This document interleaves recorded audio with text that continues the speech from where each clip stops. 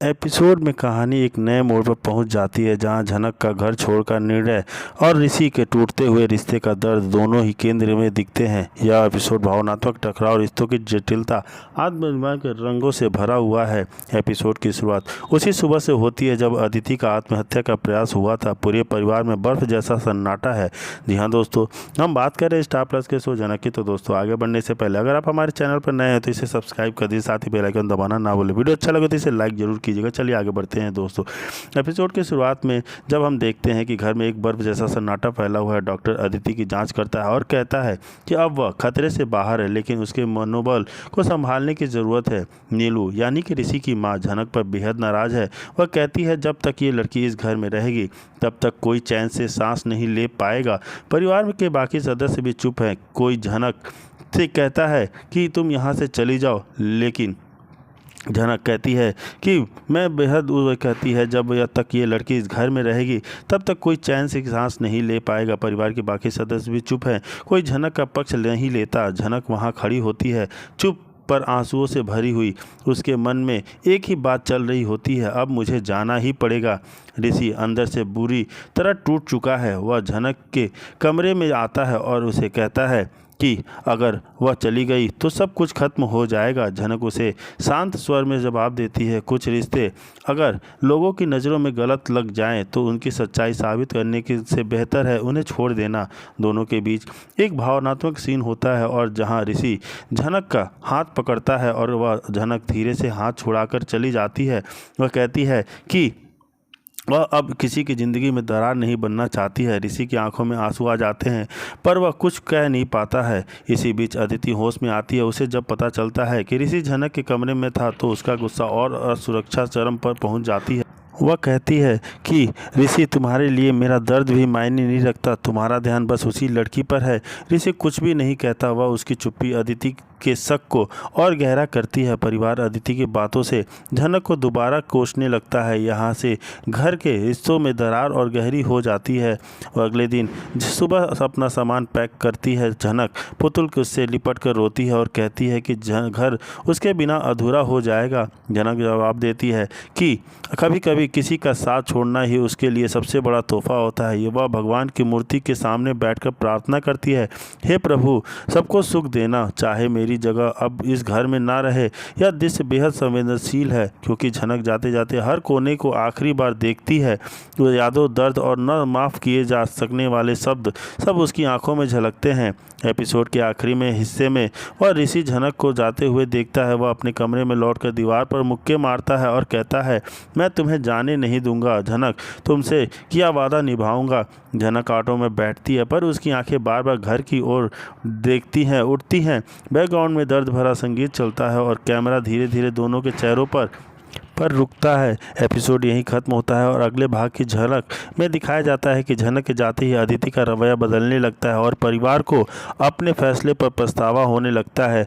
जी हाँ दोस्तों, यह सब देख के झनक को दिल छू जाता है। झनक का दर्द और उसकी मजबूरी दर्शकों के दिल को गहराई से छू जाती है। इसी बीच यह संघर्ष और भी ज़्यादा गहरा हो जाता है। झनक के बीच हुई तीखी चर्चा से होती है। ऋषि लगातार घर वालों को समझाने की कोशिश करता है कि उसकी और झनक की शादी जबरदस्ती की गई थी। साथ ही वह झनक के सपनों को पूरा करने के लिए उसकी जिम्मेदारी उठाता है, जिसे उसके पिता ने मरने से पहले किया था।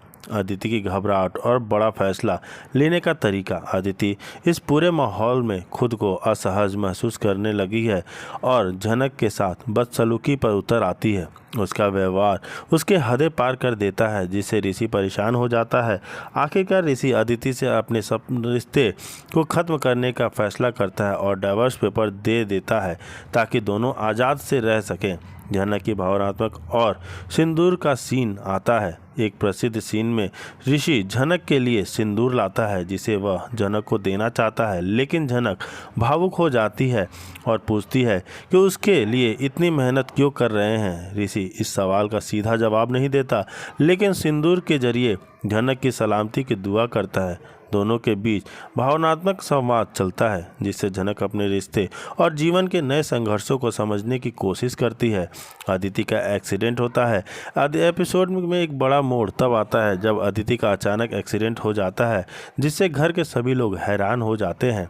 यह घटना आगे की कहानी में नए टर्न और ट्विस्ट को जन्म देती है और झनक व ऋषि के आपसी रिश्ते में नई जटिलताएं लाती हैं। जी हाँ दोस्तों, इस पूरे एपिसोड में रिश्तों की गहराई, समझदारी और स्वतंत्रता की चाह को अच्छी तरह से दिखाया गया है।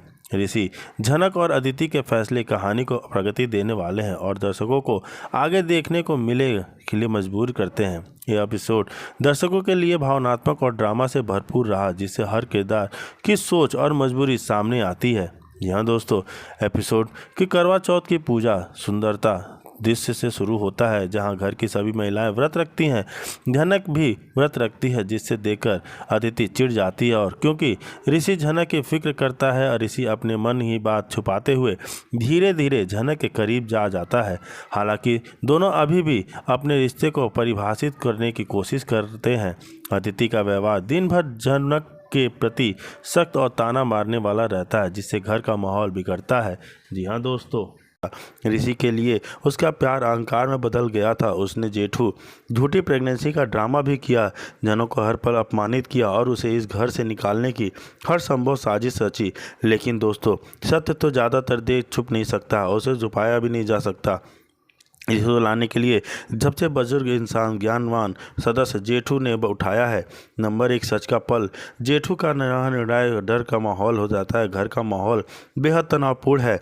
ऋषि के अदिति की झूठी बातों पर विश्वास करना कम कर दिया है और झनक की तरफ उसका झुकाव साफ दिख रहा है। अदिति अपनी आखिरी चैलेंज कर रही है जेठू का स्टैंड। जेठू को अब चुप से, क्योंकि वह जानते थे कि यह सच इस घर में महाप्रलय ला सकता है। वह चुप थे, अब चुप नहीं रह पाएंगे। एक रात घर वाले, खासकर अदिति, ऋषि और झनक एक साथ होते हैं। जेठू अचानक गंभीर आवाज़ में सबको रोक देते हैं। जेठू कहते हैं कि मुझे कुछ कहना है और यह सच मैं सबके सामने बोलना चाहूँगा। यह दोस्तों, नफरत की दीवार को तोड़ दिए। एक रिएक्शन अदिति का रिएक्शन। अदिति पहले तो गुस्से में कहती है, जेठू जी आपको क्या हो गया है? क्या आप झनक की बात पर विश्वास कर रहे हैं? लेकिन जेठू की आंखों में गहरा दर्द देखकर अदिति शांत हो गई।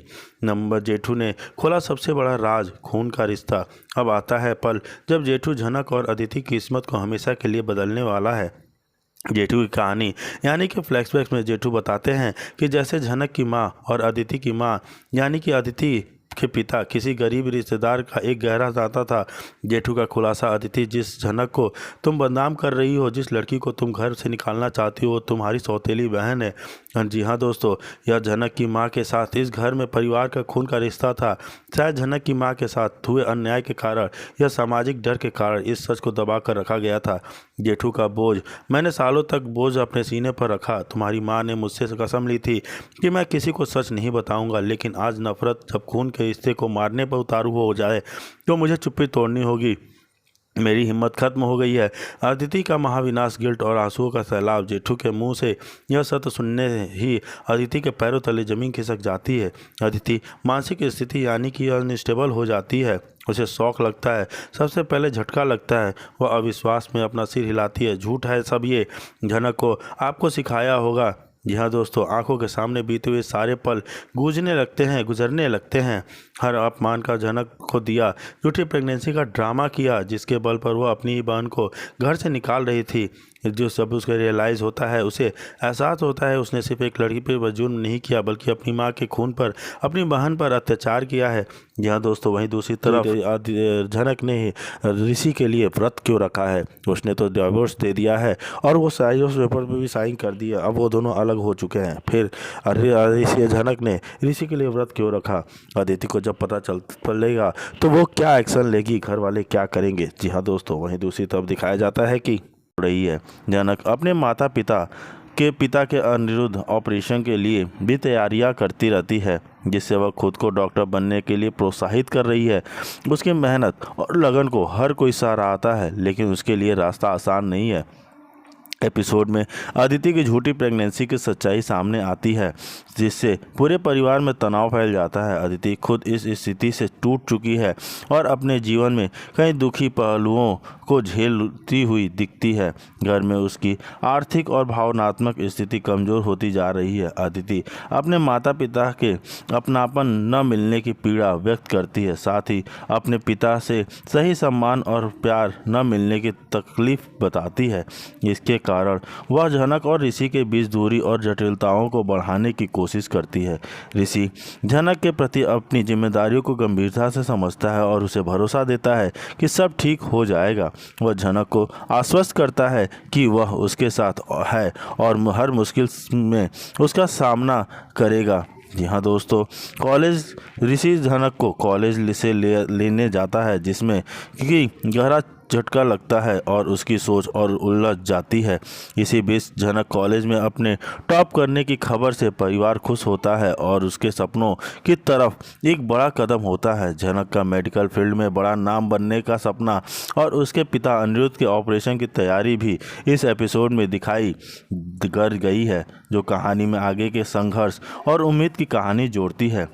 ऋषि झनक के प्रति अपनी जिम्मेदारी निभाने की कोशिश करता है और उससे कहता है कि सब ठीक हो जाएगा, जिससे झनक को कुछ हिम्मत मिलती है। लेकिन अदिति कारगुजारी से परिवार में तनाव बना रहता है।